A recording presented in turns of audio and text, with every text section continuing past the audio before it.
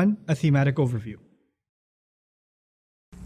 وما للظالمين من أنصار ربنا إننا سمعنا مناديا ينادي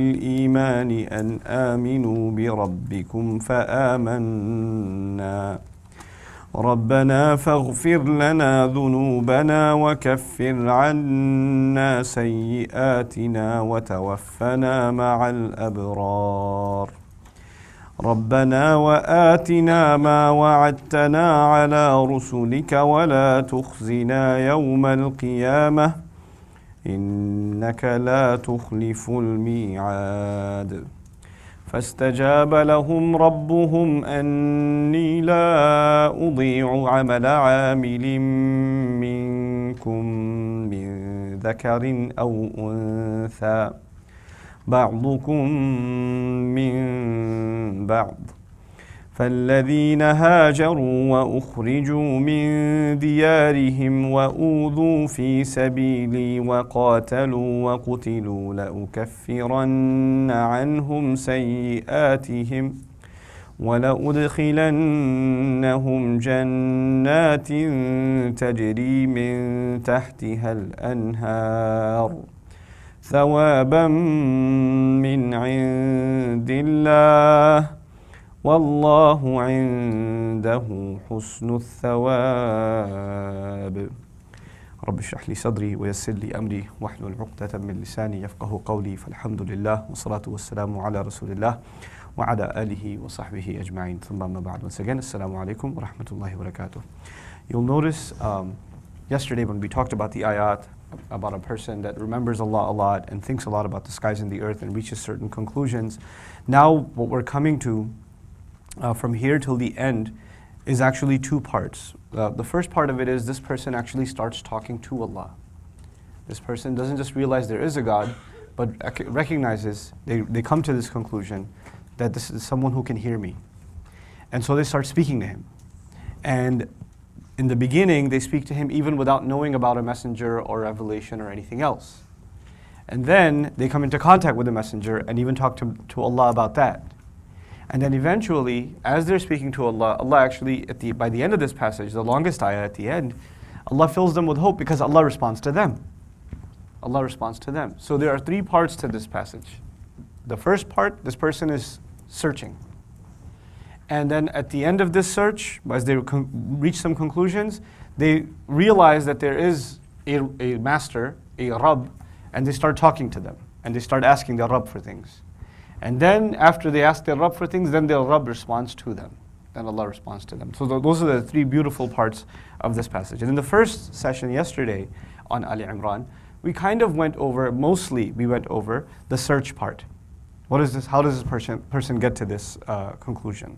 Today, I want to highlight again, from the beginning where he starts talking, this person starts talking to Allah Azza wa Jal. رَبَّنَا مَا خَلَقْتَ هَذَا بَاطِلًا. Our Master, you did not create any of this without purpose. This around me, none of this is just false and useless. Subhanak, you are far too perfect for that, you're above it. فَقِنَا عَذَابَ النَّارِ. Then protect all of us from the punishment of the fire. As he's speaking, is he talking just about himself or about more than himself? He's talking about others too, right? Because a genuine person of a good heart, because the heart was mentioned first, a person of good heart is not only concerned about themselves, they're concerned about others too. And that's evident from the very beginning. Meaning when Allah will reveal eventually وَتَوَاصَوْا بِالْحَقِّ وَتَوَاصَوْا بِالصَّبْرِ, the feeling that would motivate a person to want to share the truth with others is already there. This person already has it. They're already clear about that. Then he says, رَبَّنَا إِنَّكَ مَنْ تُدْخِلِ النَّارَ فَقَدْ أَخْزَيْتَهُ. Master, our Master, whoever you enter into the fire, then he's the one that you've humiliated. It's humiliating to be entered into the fire. Now, humiliation has to do with a loss of dignity, a loss of respect. In this, there's actually the idea that a person recognized that while they were living in this world, they were not humiliated. Which means, what's the opposite of being humiliated? What's the opposite? Praise. Not praised, no. Honored. That's correct, honored. In other words, human beings live a dignified, honored life on this earth. Not only do we enjoy good food and a good house and all of these things, Allah created us in a dignified kind of way. And for instance, part of our dignity, unlike any other species on this planet, is that we dress ourselves, we clothe ourselves. We treat each other with a certain kind of civility and respect. Allah taught us mannerisms. Across every society, there are certain universal manners, principles, some ethics in how we deal with each other, right? And up until very recently, there were almost universal codes of dress. There were actually universal codes of dress. In other words, hijab and covering the hair for women, or the way men should dress. There's some specifics that were different for different societies. But you go back maybe not even 100 years, maybe you go back 70 years, 60 years. There's actually a lot of consistency in how men and women dressed all over the world. All over the world. People think like, Islam just wants women to cover up and all of this stuff. As a matter of fact, that's not limited to Islam. There are societies all over the world where women covering was considered a sign of them being part of a royal family or being part of a highly dignified society. And some of those societies are really extreme. Like there were some aspects of Korean culture, for example, or Japanese culture, where there were women who would be born into royalty and stuff. So they'd be like princesses and things like that. And they would live their entire life, and the only thing they ever saw, the only time they'd be allowed to go out would be at nighttime. And the only thing in their journals, they say they recall seeing is where the light would shine from the lantern of their servant who was walking ahead. That's all they'd ever see. They didn't see anything else. There were elements of Jewish society in history where they wouldn't look at anybody. The women wouldn't look at anybody. They were completely concealed. Islam actually came. And in some sense, it was one of the most, for dignified women, it was one of the most liberating ideas that was. Now today it feels like, oh, this is such a restriction on Muslim women and their freedoms have been taken away. Actually, Islam didn't take any freedoms away.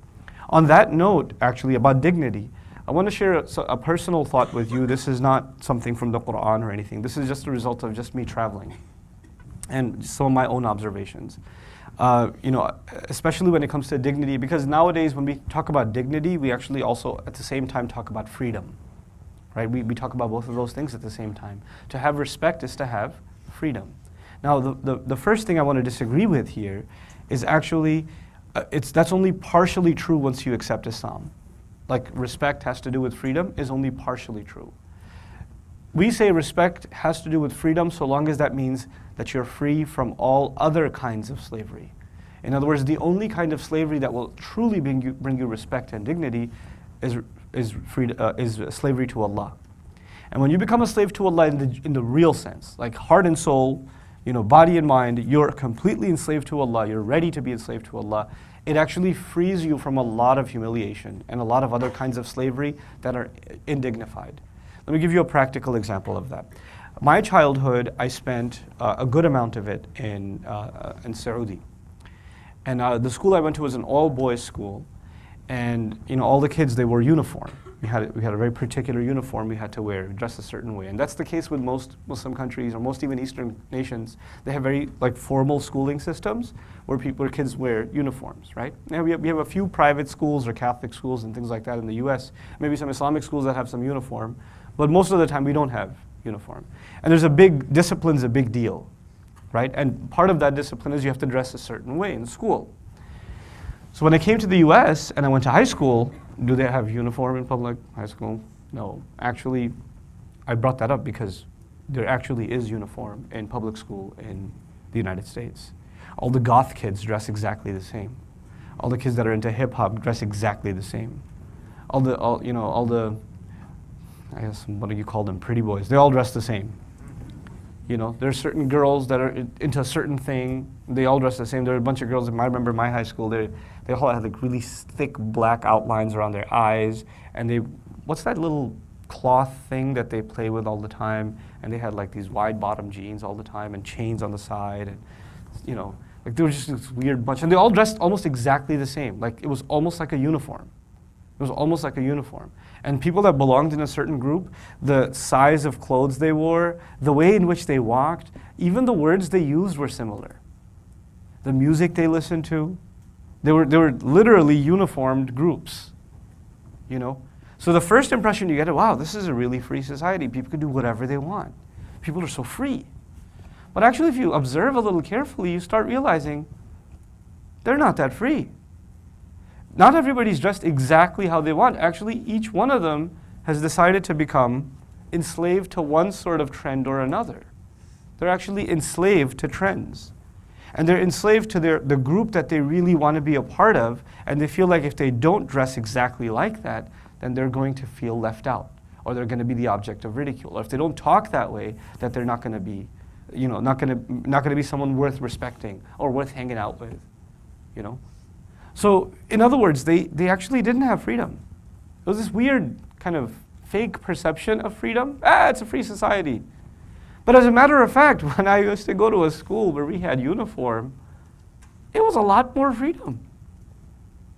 And I remember there were lots of problems in Saudi. I'm not joking about my school. There's lots of different kinds of issues. But one thing that I do remember, and it's very true, is that the fat kid and the skinny kid and the tall kid and the short kid and the smart kid and the dumb kid and the dark-skinned kid and the light-skinned kid and the kid with the accent and the kid without the accent, they all just got along. They were all just friends. You didn't look at how someone looks before you decided that should be someone you chill with. It just wasn't a big deal. It just wasn't. What you did consider was, that guy's really mean. Or this person, I don't know, they just get angry a lot. You actually looked at their personality before you decided this person is someone I want to be friends with. Does that seem to be the case anymore? People gravitate towards people that have a certain kind of appearance, and they fit a certain kind of mold, right? And you're almost not free to think about friendship outside of that. It was a really strange experience. And so when I, made a transition back towards Deen, it was really liberating. It was just really, really liberating. Because the first thing it liberates you from is what people are going to think of me. Do I have to give in to whatever everybody else's pressure? We're going to have an entire session on peer pressure later on. Because that's talked about in the Quran. The Quran has entire passages on peer pressure. It's a big deal in the book of Allah. They talk about it in schools, and there's sessions on counselors talk about peer pressure and bullying and things like that. It's all there. Stuff that matters to people, stuff that can really mess people up, is mentioned in Allah's book. This is guidance, it's practical guidance for a reason. But I bring all of this up because we associate dignity with how people will think of us. In many cases, we associate dignity, respect, with how people will think of us. A true believer realizes that on this earth, they have been dignified, but they actually, in the genuine sense, haven't actually been dignified by human beings. They have been dignified by Allah. And what Allah gives, only who can take away? Only Allah can take away, which means no human being can actually take my dignity away. People can think of me whatever they want. They won't be able to take my dignity away. It's given by Allah. And the only time it will be taken away, like the real sign that dignity has been taken away, now understand this ayah, O Allah, whoever you've entered into the fire, you've truly humiliated them. Whoever you throw into the fire, you've truly humiliated them. Which means until you're burning in hellfire, you still have a chance to be dignified. You're dignified. This is actually an explicit teaching of the Quran. This is a person reaching that conclusion themselves, that I'm a dignified creature. I've been dignified in more ways than any other creature. All other creatures have to eat off the floor. The cow doesn't have a plate. The cow doesn't have food presented to it. The cow just eats off the floor. Dogs can lick off the ground. Cats can eat bugs. Well, even when we eat, it's a dignified form of eating most of the time, unless it's a hot dog eating contest or something. So you're supposed to eat in a dignified fashion. You're supposed to dress in a dignified fashion. You're supposed to speak in a dignified fashion. You'll find other animals, they don't speak in a dignified fashion, they don't eat in a dignified fashion. A snake doesn't eat in a dignified fashion. But we, in most cases, are supposed to eat in a dignified fashion. And you'll notice Islamic mannerisms. The way you enter into a house, the way you sit, the way you talk, the way you eat, the way you dress, the way you look, the way you walk. All of these are what? Mannerisms. And mannerisms by which, who is dignifying you? Allah is. Allah is dignifying you by these mannerisms. So he says, until the fire shows up, whoever you enter into the fire, truly, that's the person that you have indignified. And so if I can live a noble, honorable life now, then I can hope for an honorable life on Judgment Day. وَمَا لِلظَّالِمِينَ مِنْ أَنصَارٍ. For wrongdoers, there are not going to be any helpers. Wrongdoers are people who do whatever they want. And dhulm, actually, wrongdoing in Arabic, وَضْعُ شَيْءٍ فِي غَيْرِ مَحَلِّهِ, putting something where it doesn't belong. That's literally the definition of wrongdoing in Arabic. They say putting something where it doesn't belong. That's wrongdoing. So thinking about someone the way you're not supposed to think about them is wrong, because you put your thoughts where they don't belong. Stealing is wrong because you took something from where it belongs and you put it with yourself where it doesn't belong. So literally every wrong is taking something that belongs somewhere, a thought, words, sentiments, comments, actions, and you put them where they don't belong. That's dhulm. And so there are people who do this in this world. They humiliate themselves in this world by doing wrong. And that is why in Akhirah, they're not going to find any helpers. They're going to be humiliated. Now he comes to this, when he's thinking about this idea of dignity and respect, if he's fortunate enough to live in the time of a messenger, or if he's fortunate enough and she's fortunate enough to hear about a messenger. What is the first thing you notice about messengers? Even before they preached Islam, what was the first thing noticed about the Prophet ﷺ in his society? He was the most dignified person. Honest, truthful, kind, respectful, courteous, reliable. That's honorable. That's a noble person, And so they gravitate towards the nobility of prophets. You see why it's so important to maintain the integrity of prophets? And when I say the people that came before us, the people of the book and the Bible and in the Jewish tradition and the Christian tradition, they started saying terrible, terrible things about the prophets. You know what a bad effect that has over time, over generations? People will no longer gravitate towards these prophets because they don't see them as dignified people.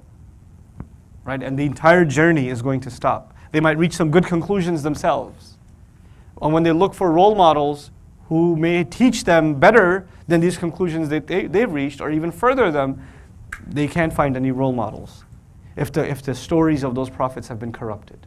One of the worst lies against Islam is the kinds of heinous lies that are made against the Prophet ﷺ, which it's not only are they not true, it is actually a continuation of the kinds of lies that have already been made about Adam alayhi salam and Nuh alayhi salam and Ibrahim alayhi salam and Musa alayhi salam and Isa alayhi salam by people who claim to believe in them. Not even by disbelievers. People even who claim to believe in them say terrible things about them. So on the one sense we're offended, on the other sense we're not even supposed to be all that surprised. We're really not supposed to be all that surprised. Anyway, now this call, رَبَّنَا إِنَّنَا سَمِعْنَا مُنَادِيًا يُنَادِي لِلْإِيمَانِ أَنْ آمِنُوا بِرَبِّكُمْ فَآمَنَّا. Master, we heard, no doubt about it, we are the ones, in fact, we heard the call of some caller, somebody we didn't know, munadiya, not al-munadi, the caller, a caller. We didn't even know who this person was. But what he was calling to was faith. Now here the idea in the language is, you don't know the person, but what they're calling to appeals to you. And that's really important, because now Allah is teaching us that you're supposed to judge the ideas that are being presented before you judge the person who's presenting them.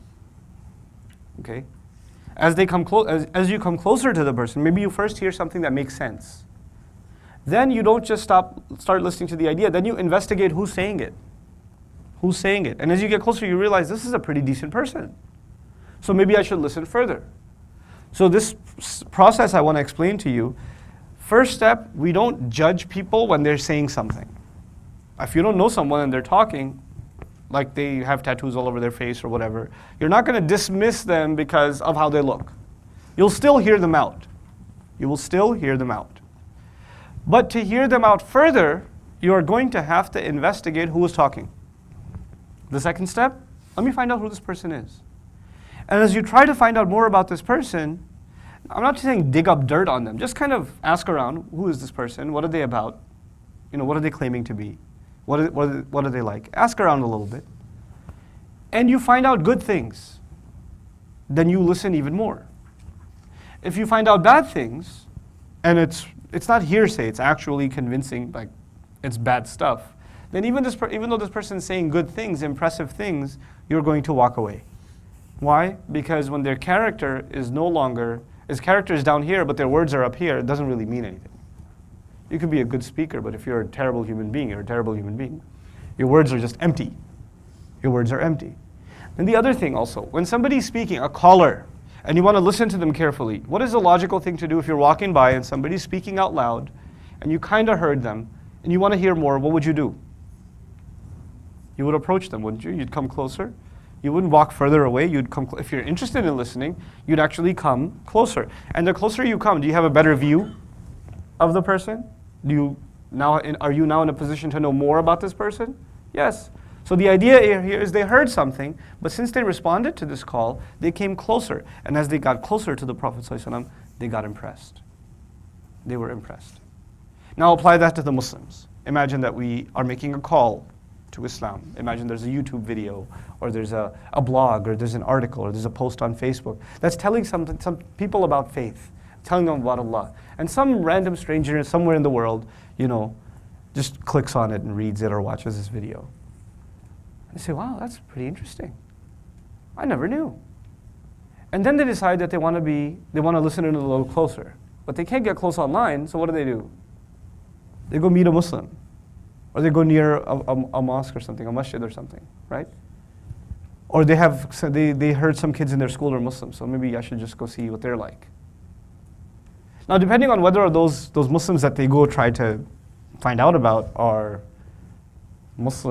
practicing Muslims, or inna lillahi wa inna ilayhi raji'un, isn't that going to affect their impression of Islam?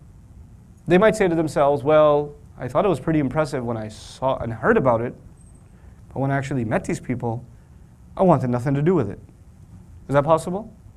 That's actually something that I experienced. A young lady came to me in Alabama. Really amazing story. This girl, she lives in a small town. There are no Muslims in her town. It's a small church town. There's only one church in the entire town. She's the daughter of the pastor. And she saw the Kaaba in her dream. And she had no idea what this cube thing was. But she knew that people were praying around a cube. So she started Googling praying around cube. And she actually stumbled upon pictures of the Kaaba. And through that, she figured out that that's actually about Islam. And she starts looking up Islam. This girl living in a church town in Alabama is looking up Islam because she saw a dream about the Kaaba. Then she finds out that there's these people, they go to the Muslim church. She started looking up Muslim church. She finds out that they're called a mosque or a masjid. And then she starts looking those up on Google Maps and finds out that there's one about 100 miles from where she lives.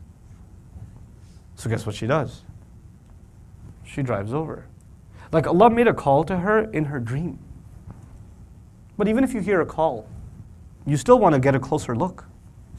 So she went to get a closer look. And she went into this masjid, one of those masjids where women have no place. So when she walked in, there were a bunch of people having a halaqah or something, and they got really angry at her because she wasn't dressed like Muslim. She was wearing hijab, and So they started yelling at her. You cannot be here. No. Please. This is a sacred place. Please stand outside.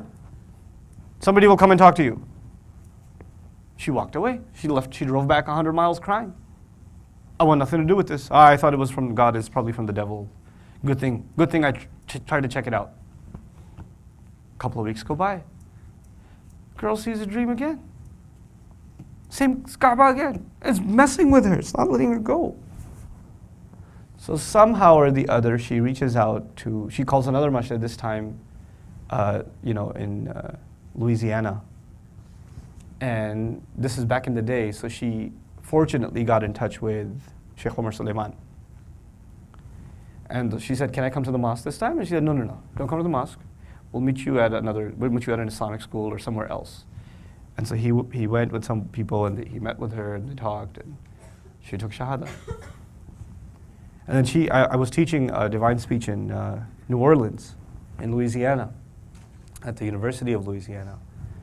And she was attending, and she told me her story there. It's crazy. She had only been Muslim a week then. Now she was coming closer, but what pushed her away? Why did I bring this up? People pushed her away. People are coming closer, and if they really got to see the Prophet, they would get pushed away or drawn in completely. They would get drawn in completely, right? And that's what we're supposed to be. We're supposed to be ambassadors of Allah's Messenger. Alayhi salatu wasalam. Look, you, right now, for a lot of young people, when they're Muslim and they're in high school or they're in college or whatever, it's almost embarrassing to them that they stick out so much. So they try to hide their Islam, or they try not to practice it, or they feel really weird praying, or saying salam to each other, or they kind of keep it hidden. But there may be someone in your school looking for Islam online, and they said, I wish I knew a Muslim, and they've sat next to you your entire life, but they still don't know that you're a Muslim because you never acted like it, and you never stood up for your faith. And on Judgment Day, they have an excuse to make a case against you because you hid what they were looking for. You didn't have to preach Islam, you just had to be yourself. You just had to be yourself. And you would have been a source of guidance for them, which is what you're supposed to be. And if you weren't, and you hid it away, and you thought of it as something embarrassing, then they have a case. Ya Allah kept looking. Allah may not punish them. Allah might say that you were genuinely looking. You just didn't find. You just didn't find. But this one, who had and didn't share, we're going to be held accountable. So our decisions, the way we carry out our lives, aren't just about us. It's not just about us. We're doing tawasi bil haqq even the way we look. This woman took shahada. She used to, weird story, man. She used to be a physical trainer. She used to work at one of those places like Lifetime or 24, one of those places, right? And there was this one guy used to come in and work out there all the time, Muslim guy. And she got really curious about him. And you know how those girls dress. And he goes to work out there, and she comes up to him all the time. Hey, how you doing? How's it going? How's it going? How are you? And he never looked at her. He responded kindly, but he kind of kept his eyes down like this, just kind of towards her feet. And she's worked at a gym. She knows where guys look. She knows what that's like. And she's getting even more intrigued, so she puts him to the test. She stands right in front of him sometimes. She just pops out of nowhere. He's working out, pops out of nowhere. You're working out, and you're looking up. She shows up. He goes, I'm good. I'm great. And he looks away. And so she finally mustered up the courage to ask him, why do you look away? I'm just curious. You're not like other men. Why do you look away? Even gay guys look straight at me. She said it like that. He goes, well, I can't because I'm Muslim. We dignify women. And we're looking at them out of lust. If there's a danger that we'll look at them out of lust, we shouldn't look. Because it takes away from their dignity and our own. She became Muslim. She doesn't know about Allah, she doesn't know about the Messenger, she doesn't know about the Day of Judgment, she doesn't know about the Quran, she doesn't know the Seerah, she doesn't know fiqh, she doesn't know the 5 pillars, she knows nothing. All she saw was what? Character. One little glimpse of character. That's all she saw. That's it. She became Muslim. SubhanAllah. Some crazy examples of how people they're just looking. The call is already there. But we have to be the people who they can come to. So, an aminu bi rabbikum fa amanna. And they were calling us to believe in your master, so we believed. Rabbana faghfir lana dhunubana. Master, in that case then, cover our sins for us. By the way, when somebody accepts Islam, what happens to their sins, Everything's forgiven. And so this dua is actually accepted. وَكَفِّرْ عَنَّا سَيِّئَاتِنَا. And bury our evil deeds away from us. We've made some mistakes, smaller mistakes, forgive those. We made some pretty huge ones, some evil deeds we've done, bury them away from us. وَتَوَفَّنَا مَعَ الْأَبْرَارِ. And give us death among good people, among righteous people. Ya Allah, when you take me, count me among people who are good. In other words, they're already ready for death. That's the other big lesson here. When somebody accepts Islam, they actually become ready for death. They become ready for death because they become ready to meet their master. They actually know what's coming. So now they know what it takes to be able to meet Allah. The only thing that matters is when I die, I should be counted among good people. That's all. Now this life actually has purpose. The purpose of this life is to lead a good life so you can have a good death. So you can have, husnul khatim. You can have a death where the angels are coming and congratulating you. Remember that one? And you're no longer scared of it. You're no longer scared of death. One of the things they're fascinated about in Muslim culture, a lot of Western academics and Western scholars and stuff, they study Islam as an fascinating Eastern religion. And they study Muslim culture, where they go and they see how Muslims bury their dead. And we wash the body, and we clothe the body, and then we carry the body. Like we don't hide the body and we don't embalm the body and we don't dress it up. We actually, we keep it in its natural form, right? And the family members are the ones that lead the prayer sometimes. And they engage in the burial directly themselves. They don't have some other group come and do the burial, whatever. They do it themselves. And the community follows the body to the gravesite at the burial.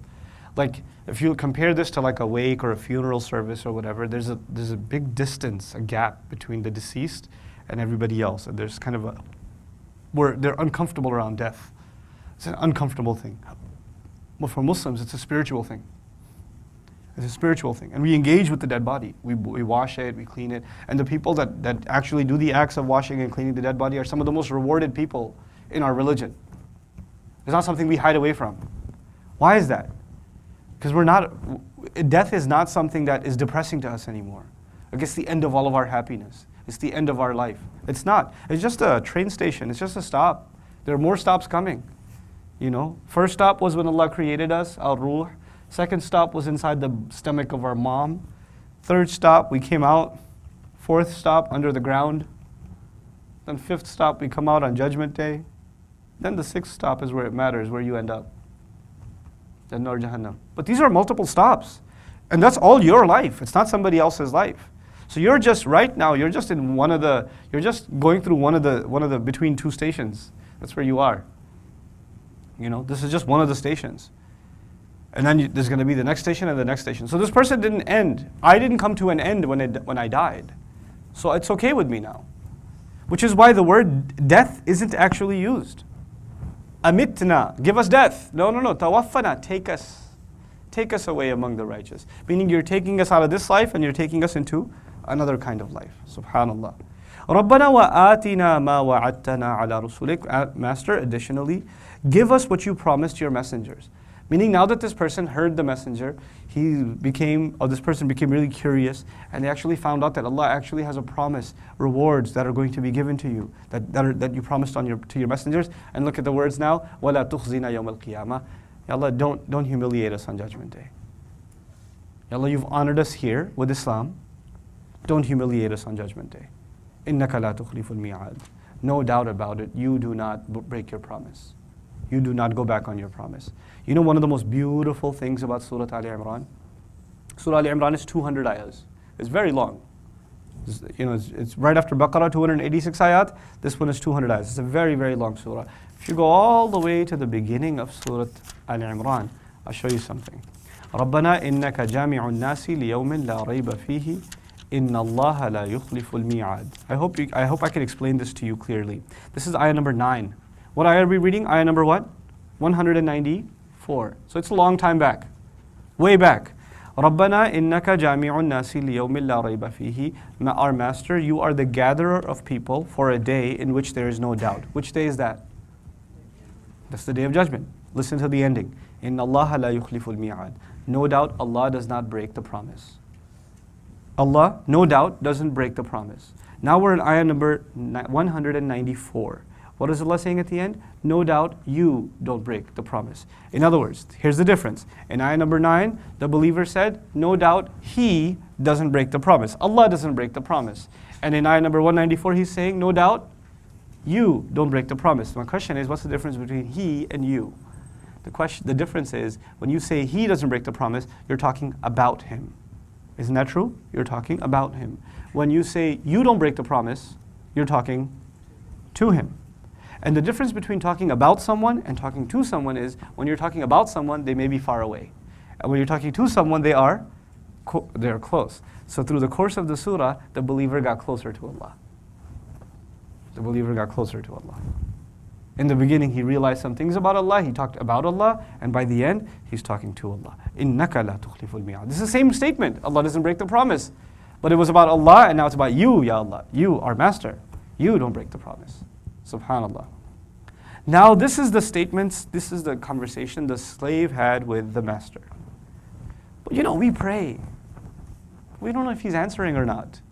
Well, we do. It says, فَاسْتَجَابَ لَهُمْ. فَاسْتَجَابَ لَهُمْ means a few things. It means immediately their Master responded to them. That's the first meaning. Fa is عَلَى الْفَوْرِ, immediately. Urdu speakers say فَوْرًا. Immediately. Fa also means, it's called fa sababiyya. Therefore, their master responded to them. Meaning people who speak to their master does respond as a result. As a result of you speaking to Allah, Allah responded to you. فَاسْتَجَابَ لَهُمْ رَبُّهُمْ. Then the last thing about responding, there are two different words for responding in Arabic. There's istijaba and ijaba. The word used here, fastajaba, it's one of its particular meanings is that Allah responded, but this is the kind of response where you're not going to see the effects of it necessarily right away. In other words, you know when you put in a request sometimes, and the request has been accepted, but you haven't received the letter yet? Right? That's actually called istijaba. If the request has been accepted and you received the letter right away, or you got an email notification right away, that is called ijaba, ajaba. Here, fastajaba suggests that Allah Azza wa Jal responds to our prayer, but you may not see Him responding right away. And just because you don't see something happen right away doesn't mean it didn't happen. It may be you prayed for something and you don't see any change and you think Allah didn't hear you. He did. He did. But He's choosing not to let you see that yet. Okay, so we have to be patient with Allah when He responds to our prayers. This world would be a very different place if every time we prayed, Allah changed the world around us. Shaykh Abdullah Adhami, I think, said something really brilliant about dua and our attitude about how Allah responds. And I think if believers internalize that, it would help their life a lot. Allah Azza wa Jal, through dua is of two kinds. Dua is of two kinds.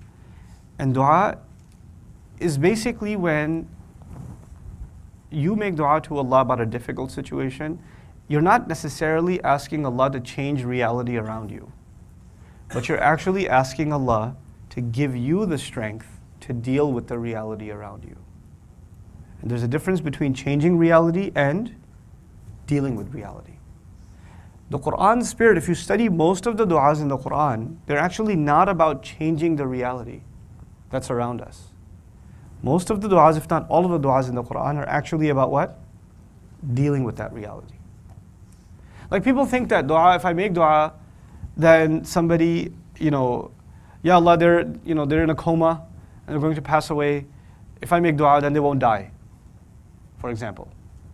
They will die when Allah had already decided they will die. My dua and your dua for their healing and for their cure is wonderful.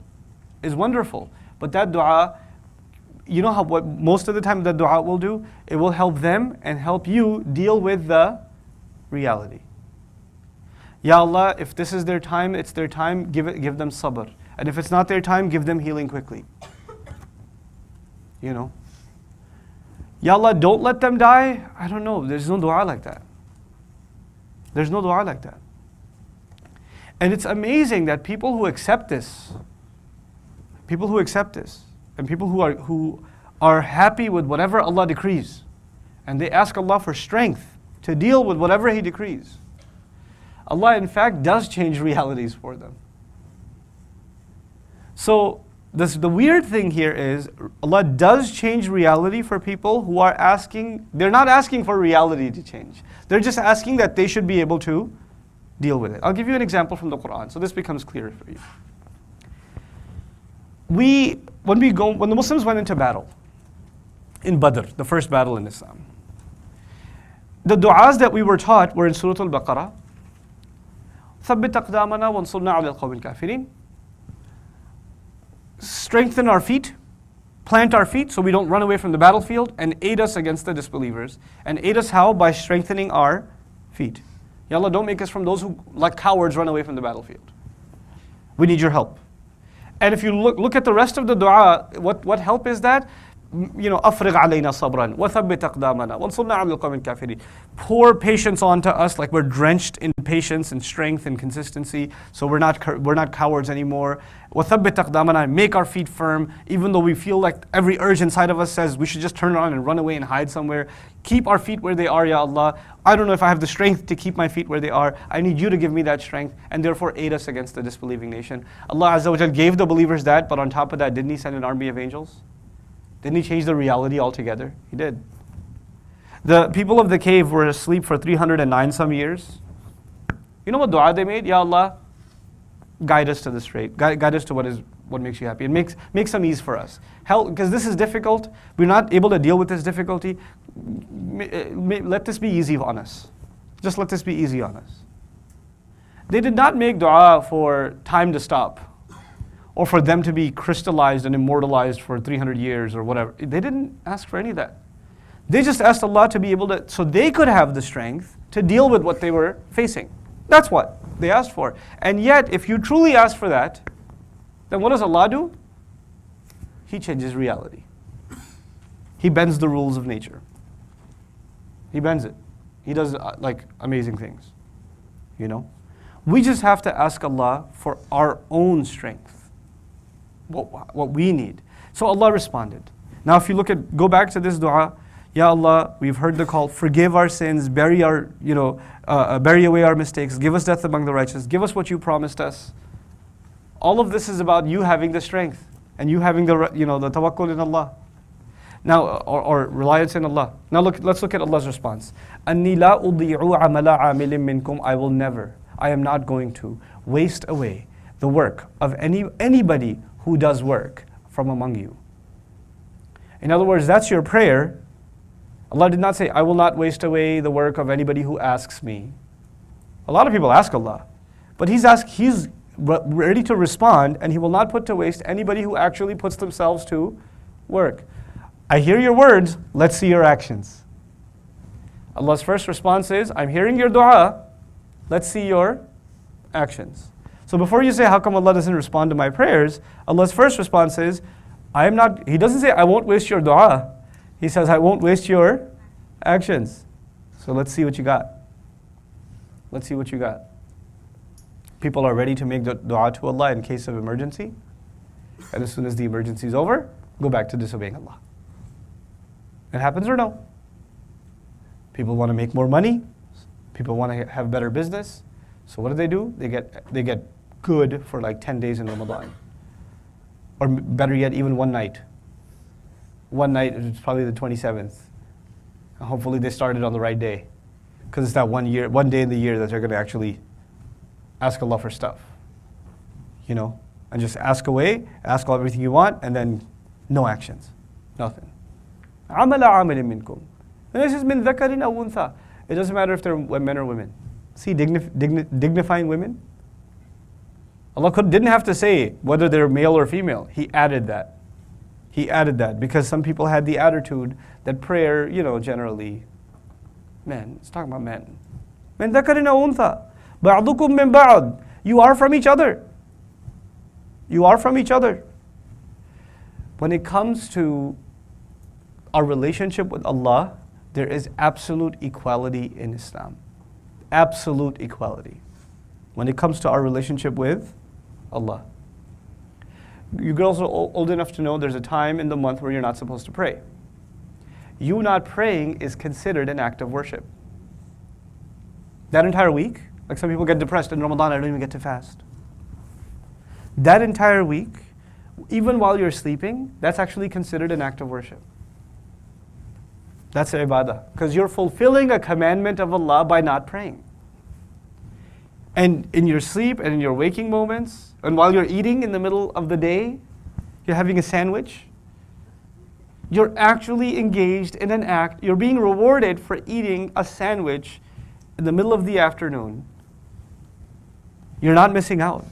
When it comes to our relationship with Allah, there's absolute equality. And there's balances.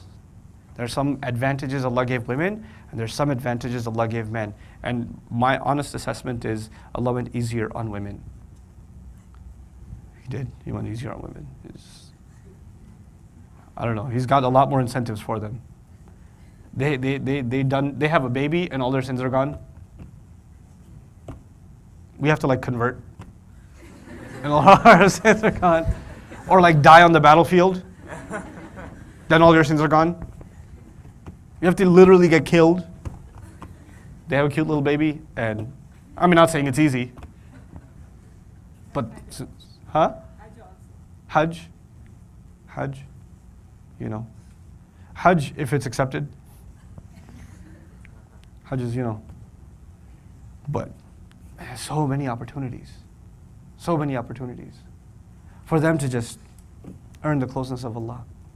So min dhakarin aw untha, whether they be male or female. And by the way, separating the two also suggests in the Quran that the way they turn to Allah and what they do for Allah is separate. There is some differences, which is why highlighting them separately was important. Min dhakarin aw untha. The relationship a man has with Allah, the relationship a woman has with Allah, there may be some differences. And there certainly are. There certainly are differences. We're psychologically different, we're emotionally different, and our emotional relationships with Allah are different. They're different, okay? بَعْضُكُم مِّن بَعْضٍ. You are from each other. فَالَّذِينَ هَاجَرُوا. Then as far as those who migrated. Allah talked about actions, right? First action He mentions is what? Migrating. Anybody know what migrating means? Like birds migrate, penguins migrate. How do you, what's migration? Yeah, when you go from one place to another. Is there a migration that happened in the Prophet's time? Which migration? From Mecca to Medina. And just because these people believed in Islam, and they had two options, either be killed where you live or migrate so you can practice your religion, they had to migrate. And Allah's command came, so they migrated. But migration is not just when you move from one place to another. That is a very powerful form of migration, absolutely. But it's not the only migration. Migration is also when you migrate from disobeying Allah to obeying Allah. When you migrate from being a mean person to a kind person. When you migrate from someone who wastes their time to someone who uses their time wisely. That's migration. People who decided to migrate. In other words, Allah says, I'll see your action. Let's see your action. And in order for you to become a person of action where you were not a person of action before, you need to migrate. You need to move from where you used to be. There needs to be some improvement, some movement, some change. You know? You need to transform. This is فَالَّذِينَ هَاجَرُوا وَأُخْرِجُوا مِنْ دِيَارِهِمْ. And there, when we obey Allah, we have to be, this is the other next scary lesson. That is that a believer, a Muslim, is once they are only afraid of Allah, and they're okay with death now, Allah puts that to the test. If believers truly stand up for what they believe, it may be that in their lifetime, they're going to be asked to choose either Islam or their own life. It might happen. Right now, we are feeling peer pressure in regards to Islam. We're feeling kind of societal pressure in regards to Islam. But societal pressure is nothing compared to the pressure that you might be killed if you're Muslim. And have there been people that have been killed just because they're Muslim? Yes. Yes, that's been the case. Actually, I knew an imam from, where was he from? Somewhere near Vietnam somewhere. A Muslim village. I forget where it was exactly. But he, subhanAllah, there were some communist rebels that were taking over village after village after village. And the brother who was giving the khutbah, the imam, his brother used to be the imam of the village. And they came and they took over the whole village, these rebels. They had these machine guns or whatever. They rounded up the whole village. Then they said, who's your imam? Who's the sheikh? So his brother came up forward. And they put a piece of pork in front of him. And they put some beer in front of him. And they said, drink this in front of everyone. Because they wanted everybody to, this was going to be a statement that, you know, your God, who's your authority, who tells you some things are forbidden or not forbidden, he's no longer the authority. And we have so much power that the one who used to teach you your religion, we're going to make him do this. So that the village is completely demoralized and they lose their faith. So that brother, the imam, he turned to the people and he said, he basically said, fear Allah and don't fear the people. They shot him in the head in front of the village. And they took him out in the jungle somewhere and they buried him. An unmarked location, just kind of an unmarked grave in the middle of the village. Why did he die? Because somebody might argue, for momentarily you could just have eaten it, it would have been okay, etc., etc. But he was making a bigger statement than that. He was just saying, this Islam is more valuable to me than anything this world can offer. A few more breaths in this world is not worth compromising La ilaha illallah. I can't do it. I cannot do it. And so he got buried, middle of the woods somewhere. No one knows. The village was eventually evacuated. Nobody lives there anymore. Years have gone by. His brother went back looking for his grave. In the woods. How likely is it he's going to find his brother's grave? It's almost impossible. Found his brother's grave. In the middle of the woods, everything's covered in green, and there's basically no light coming through because it's lush jungle, literally, right? There's one literally rectangular patch where there's no leaves covering the sky, and light is coming straight through. And he sees this grave. Right at that grave, he sees light. And he looks at that and he remembers the ayah, Allahu waliyul ladhina amanu yukhrijuhum min adh-dhulumati ila an-nur. Allah is the protective friend of those who believe. He brings them out of darknesses into light. SubhanAllah. This Islam we believe in. You have to be mentally prepared. You have to be ready from now. Are you willing to die for this? If somebody gives you death, or like, hold on to your Islam and die, or let your Islam go and live, what are you going to pick? That's what these ayat are about. First of all, they had to migrate. They had to leave their homes. وَأُخْرِجُوا مِنْ دِيَارِهِمْ. And they got kicked out of their homes. Why did they get kicked out of their homes? Just because they said, our master, don't humiliate us on Judgment Day. We heard the call of a caller. وَأُوذُوا فِي سَبِيلِي. And they got tortured in my path. They decided to take a journey towards me, and because of that, they were being tortured. وَقَاتَلُوا وَقُتِلُوا. And finally, the case came where even they fought back, and they were killed. They were killed. لَأُكَفِّرَنَّ عَنْهُمْ سَيِّئَاتِهِمْ. People that are ready to do that, and people that do that, absolutely, I will bury away all of their sins for them. I will bury them away from them. I swear to it. Now, you remember in the dua, رَبَّنَا فَاغْفِرْ لَنَا ذُنُوبَنَا وَكَفِّرْ عَنَّا سَيِّئَاتِنَا. There were two parts. Forgive the things we're embarrassed about, and bury away our evil deeds. There were two parts.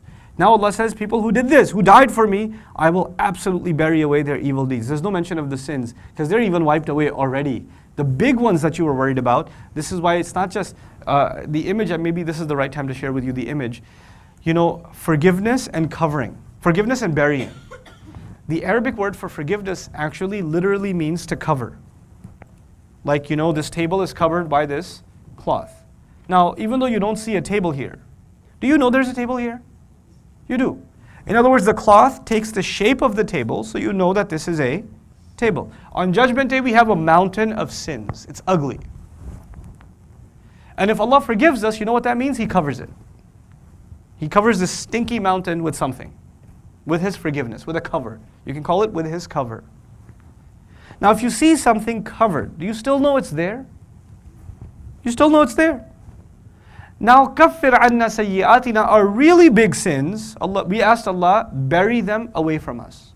Takfir is to bury something under the ground. When you bury something, do you see that it's even there?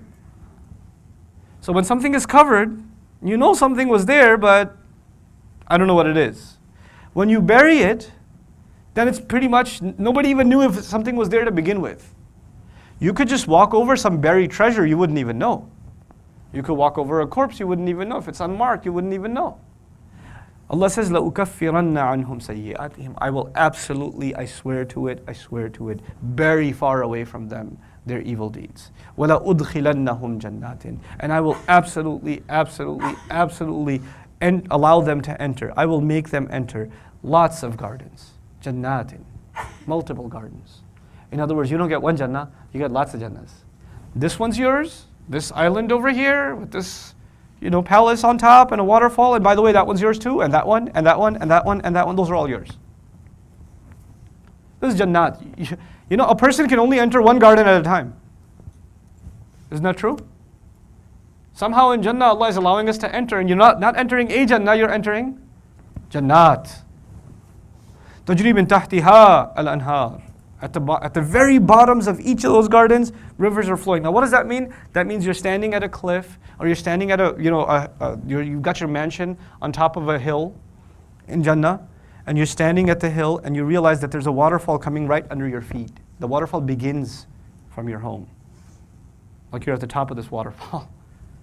تَجْرِي مِن تَحْتِهَا الْأَنْهَارِ. Some describe that the palaces in Jannah are going to be, literally, you're going to see water under your floor will be kind of like a glass and an aquarium underneath it. That's your floor. Jannah tajri min tahtiha al-anhar. I'm gonna hook them up. They died for me. These people were willing to be kicked out of their homes, remember? Oh, the homes I will give them. Oof. Thawaban min indillah. That will be compensation, pay that comes especially from Allah. Wallahu indahu husnul thawab. And Allah in His possession, oh, is the most beautiful compensation you'll ever get. The most beautiful pay you're ever going to receive. Now here I want to tell you an important lesson, and then I'll conclude. Some things, if I give you a break and talk about later, the flow of the argument will break. So I need to do this now, inshallah. Bear with me and pay attention. It'll benefit you, bi'idhnillah. You see, in business, and I'm a business major. I went to business school. In business, we learned that when you're making sales, does the guy who owns a store, do you think he likes to get paid for what he sold you now or later? No. So there's a cash transaction and there's a credit transaction. And I don't mean credit card. I mean credit transaction, back in the day credit transaction. You know what that meant? That you, instead of giving him $10 for what you bought, you give him an IOU. Okay? So I'll pay you next month. What do you think the seller prefers? Pay me? No, pay me cash. We like to get compensated immediately. Same thing when you do work. When you work for someone and you put 40 hours of work in, when would you rather get paid for that week of work? That same week or a year from then? That same week. You would actually consider it absurd if you were being offered a job where you have to work this year, but you'll be paid in 3 years. Wouldn't you consider that silly? Now, having that in mind, Allah is asking you and me to give up a lot in this world. There are things that people around you are allowed to do. They're allowed to do them. And it feels good for them. And you figure, if I did what they're doing, I'd feel pretty good. But somehow Allah is telling you, no, that's haram. Or maybe it's not Allah, it's just your mom telling you, no, that's haram. Like, why? Why does everybody else get to live their life? And I don't get to live my life? Let me just be free. Which means, let me be enslaved to my temptations. But that's okay. You think it's freedom. Allah is telling you, don't do it. Don't look, don't click, don't touch, don't say. He's telling you to stop, don't eat, don't drink.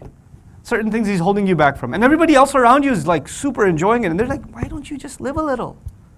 Man, you guys, your life's just sad. You guys don't get to do anything. And the only thing Allah is offering you in return, He's not even saying that you'll have a great life in this world. Like you're gonna it's gonna be awesome. You're gonna have like wealth and status. You might. But these people, what did Allah mentally prepare them for? If they decide to turn to Allah, what did He mentally prepare them for?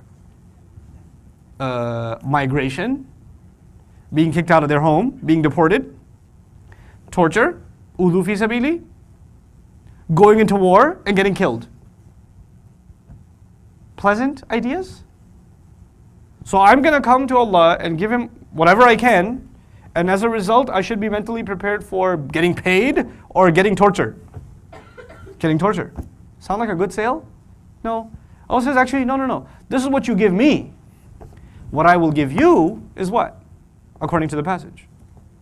What He will give you is Jannah. Is He going to give you Jannah right now? You want to have Jannah right now? Can you have it right now? If I say, Ya Allah, I think I've prayed enough in Ramadan. A whole week has gone by. I'd like to see, okay, don't show me all the gardens. Just show me one of them. Just one. And I don't need to be there forever, just one weekend.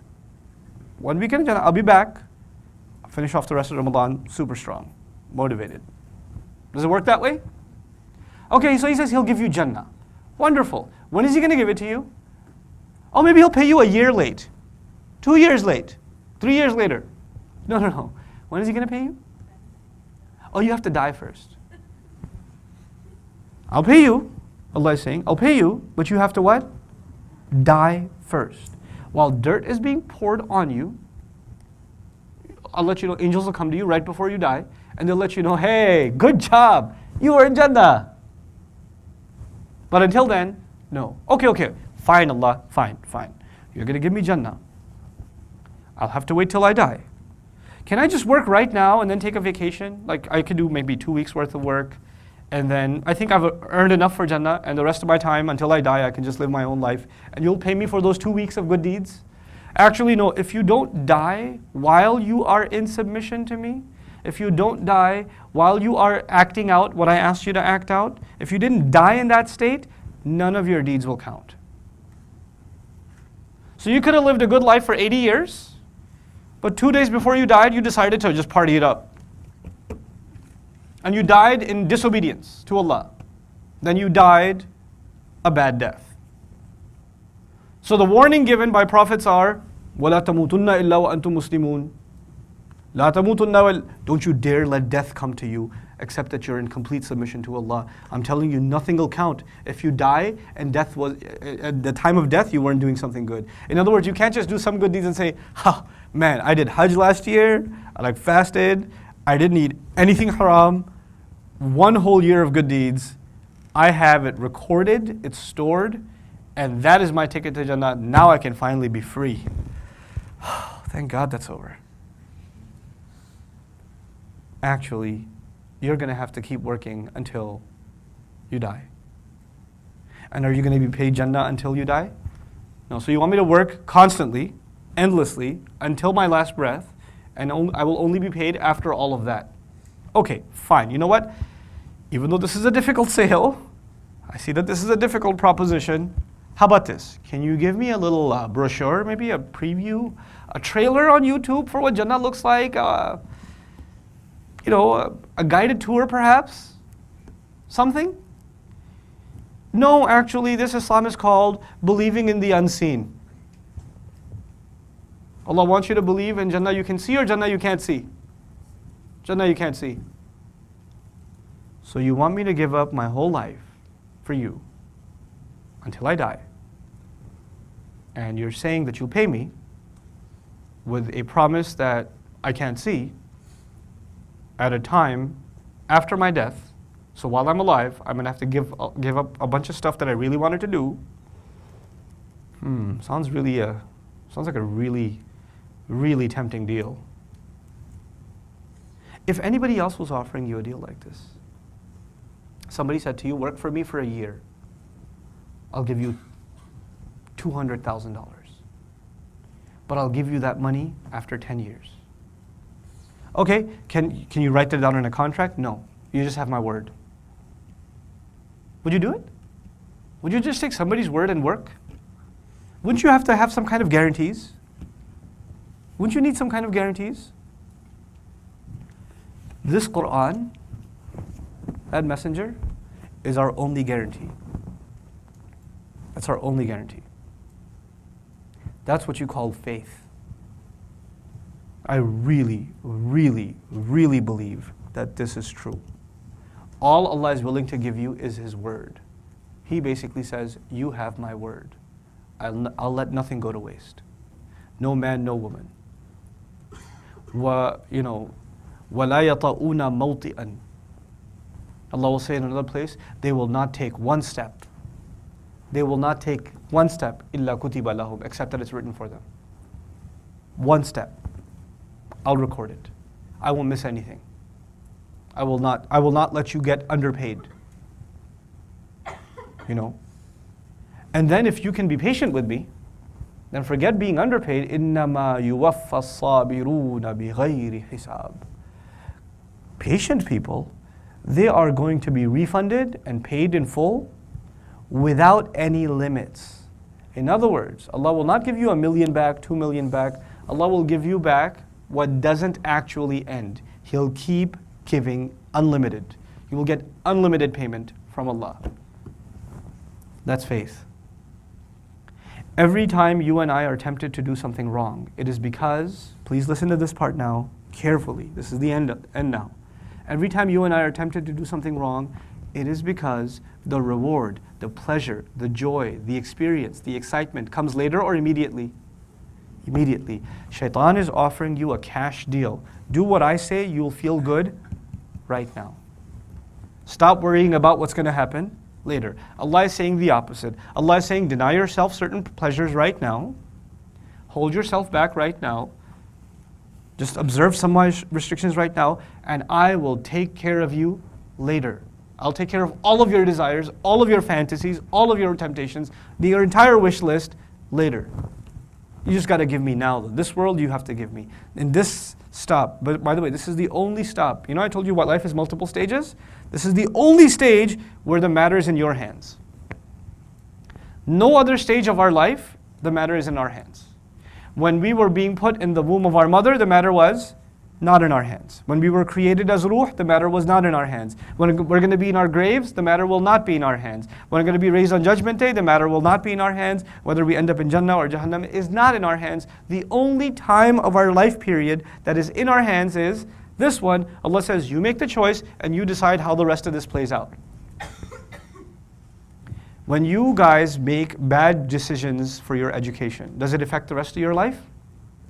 When you decide to drop out of college, when you decide to not go to school, drop out of high school, does that affect the rest of your life? Right? It is exactly the same concept. When you make bad decisions in this life, it'll affect the rest of your afterlife. That's your future. Just like you plan for your future in college, you plan for your future for a career, this is your plan for your future. And Allah is saying, look, ثَوَابًا مِنْ عِنْدِ اللَّهِ وَاللَّهُ عِنْدَهُ حُسْنُ الثَّوَابِ. We already said, إِنَّكَ لَا تُخْلِفُ الْمِيعَادِ. We already said, Ya Allah, you don't break the promise. I am convinced that you will hold your word. Fine. I accept. If you accept this promise, you will become a different person. And if this promise is just something you heard about casually in Sunday school, and you just kind of listened to it and said, yeah, Jannah, but it doesn't actually change anything in your actions. In your actions, إِنِّي لَا أُضِيعُ عَمَلَ عَامِلٍ مِنْكُمْ. The actions, then you haven't actually truly believed. Really believing this is going to make you a different person. My sincere dua is that you and I become different people. بارك الله لي ولكم في القرآن الحكيم ونفعني وإياكم بالآيات والذكر الحكيم. السلام عليكم ورحمة الله.